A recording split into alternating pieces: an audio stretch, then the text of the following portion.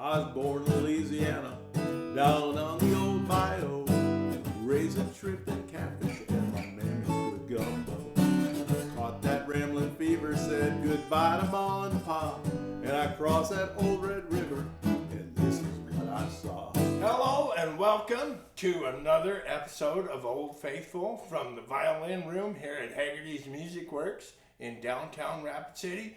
I am Matt Trask. My thanks to Haggerty's, of course, and my thanks to Kalia and Jordan at Perfect Wave at Black Hills Blend, excuse me, for the Americanos today. And my thanks to this man right here, Mr. James Bingham. Hi. Did I get that right? You got it, man. I'm Awesome. glad to be here. This man friended me on Facebook, which is my primary means of gaining guests for this show. And he messaged me and he said, "Hey, do you need a guy on your show?" And I said, "Yes, I need a guy on your show." On my show. Boy, I'm having hell here. Why don't you tell us about yourself, James? Well, a little bit. I'm a guitar teacher here in Rapid City. I teach at the Black Hills Studio of the Arts, which is down on the Turnack Plaza on the 4th floor between St. Joe and Kansas City off 9th Street. And teach guitar, stand-up and electric bass, banjo, fiddle, mandolin, and ukulele. And I like guitars, so that's why I called Matt and said, I'm going to do this because I've got a guitar that I think I just love to talk about it. That's a lot of instruments. It's fun, yeah. Did you start with guitar?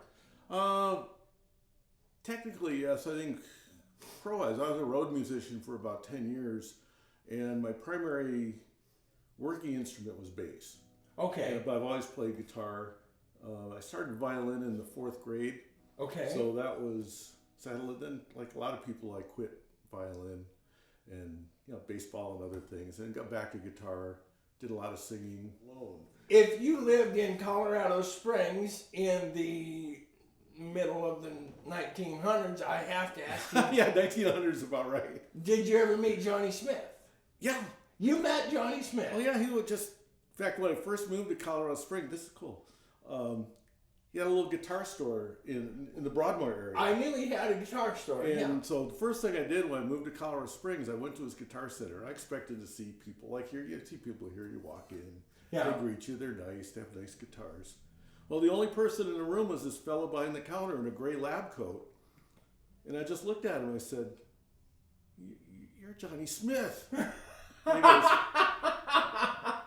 "Yes, I am."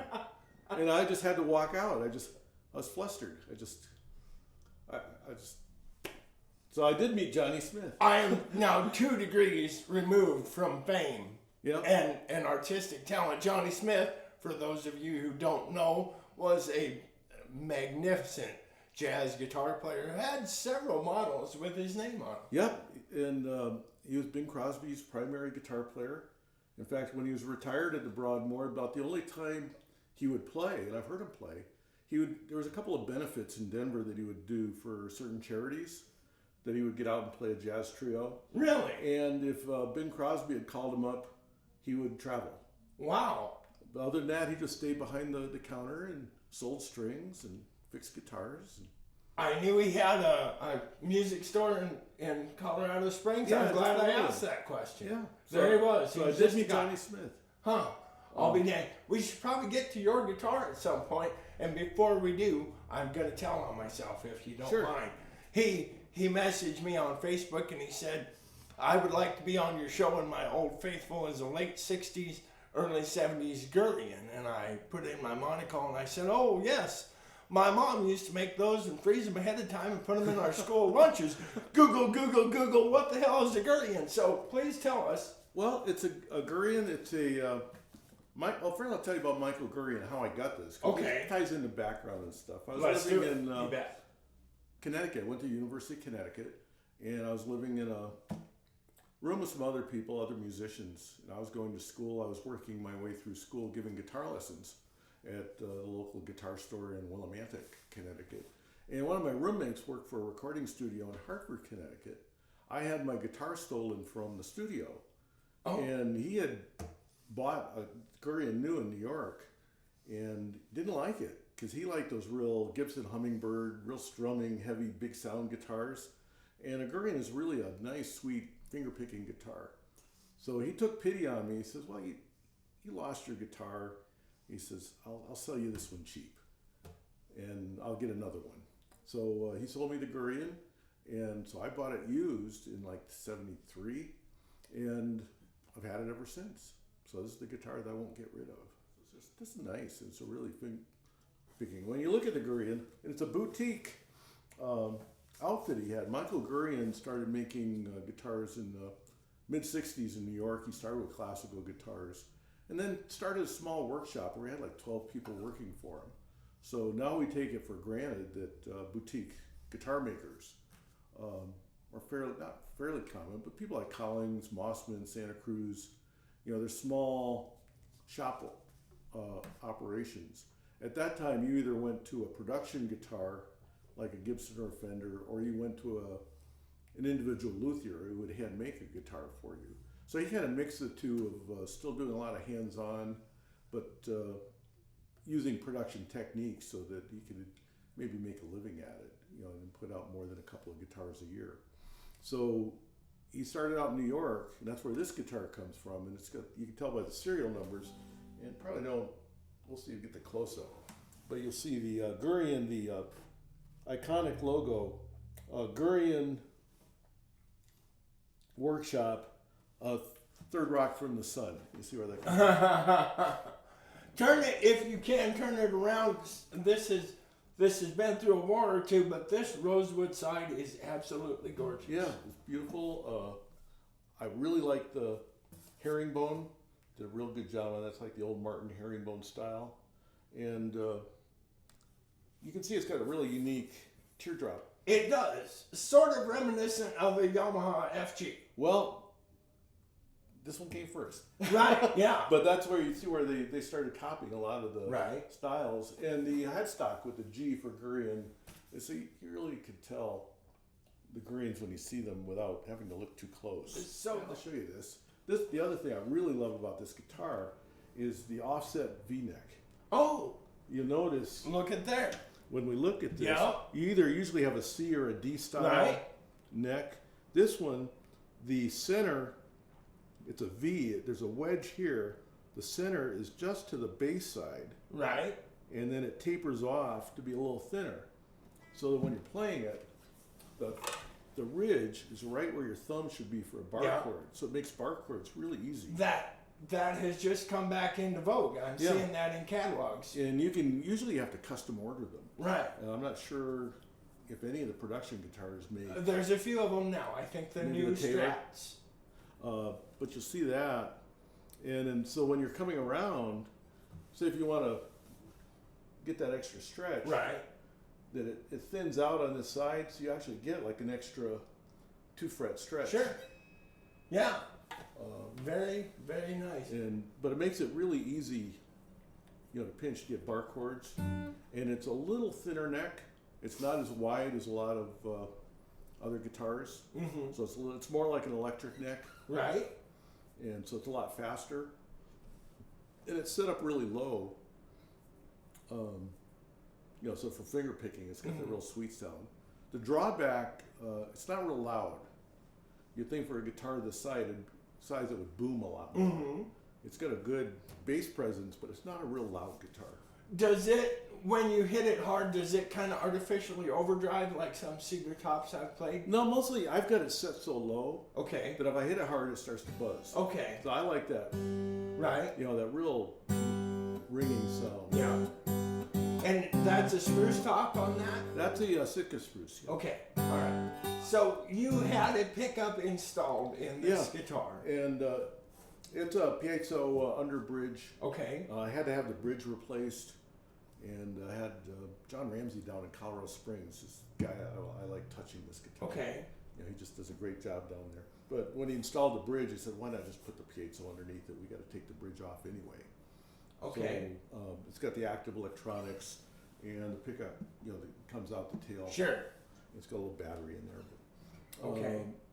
What was your first guitar? First was a Harmony F-hole. Okay. got that in high school. All right. Paid $5 for that. Do you remember? Can you tell us what you paid for this? It's about, I think, $275. $275. I think new they cost. You can get the catalogs online. Kind of people collect the catalogs too, but I think they were $650, $675 new. Okay. And that was 1970s dollars. So. Right. I looked it up on Reverb.com, and there are 4 or 5 of them, and the average price is about $1,950. Yeah, and that's all those come from the New Hampshire. Right. Finding one that came from New York is a lot harder. Oh, this one came from New York. Yeah. Oh, I didn't. It was understand. one of the last of the New York models. Okay. I don't know if that makes it a better. You would assume that you got better at making them as he went along, but it makes it more rare, though, for sure. Yeah, as a model, and just your home. Do you have another classical guitar? I do. You do have. Yeah, and it's another D'Angelico. Okay. Same kind of thing. I did once I set it up, and right. And they sound just fine. My students have better guitars than I do. The classical students. There, I'd probably get a Yamaha classical. Okay. If I weren't going to get a Ramirez or one of the handmade. Okay. Yamaha makes beautiful classical guitars. They really do. Yep. And good other guitars too. I like the Yamahas a lot. But as far as home, I have this. I have a D'Angelico. I have a classical. I've got a LTD Custom 1000 Les Paul. Okay. Model, yep. For my rock and roll students. ESP. Right. Yep. Okay. And that's pretty nice. Yeah. That's okay. It's got the Seymour Duncan pickups. It makes a lot of noise. Right. What kind of amp do you have? It's PV Bandit. Oh. With the 112. You bet. And it's kind of like a Blues Deluxe, so I like that a lot. Nothing wrong with a PV Bandit. I've got an old crate bass amp. Okay. An 18-inch speaker in that. Then I've got a G&L bass. Oh, okay. Then my fiddle. If you had a fiddle show, that's good. That's from 1890, and it's from Miracourt, which was one of the first of the manufactured violins in the 1800s. Okay. Late 1800s, and it's got this neat little sticker in it that says "Made in 1793 by Luthier to Napoleon III." Oh, really? Yeah, and of course Napoleon III wasn't around until like 1860, but that's how you could date it. The reason I know it's an 1890 guitar because of the 1793 sticker. That's what they used that year for their phony stickers. There have been shysters in the world, I think, since there were 4 of us. Yeah. Yeah. I wanted this case in the shot. Is this the original case that your durian came in, sir? Yeah, it's not. It's what I got it in. Okay. I'm not sure if they bought the case and the guitar right. at the same time. I'm not sure the Gurians actually came with a case. Okay. The case. Sure.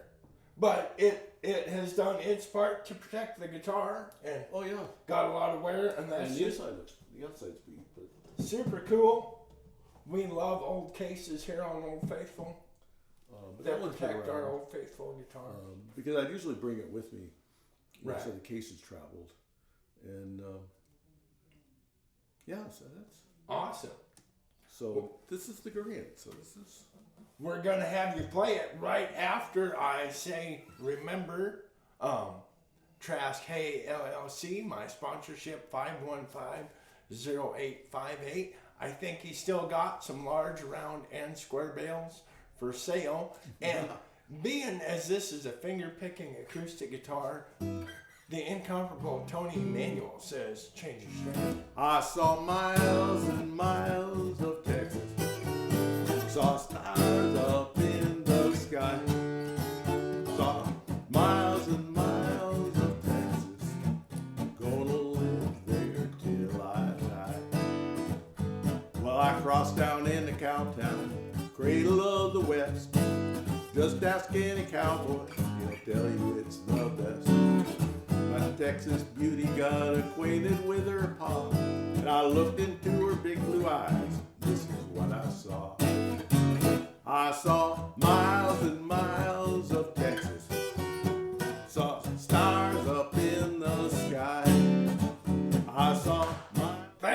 watching. Tune in next week.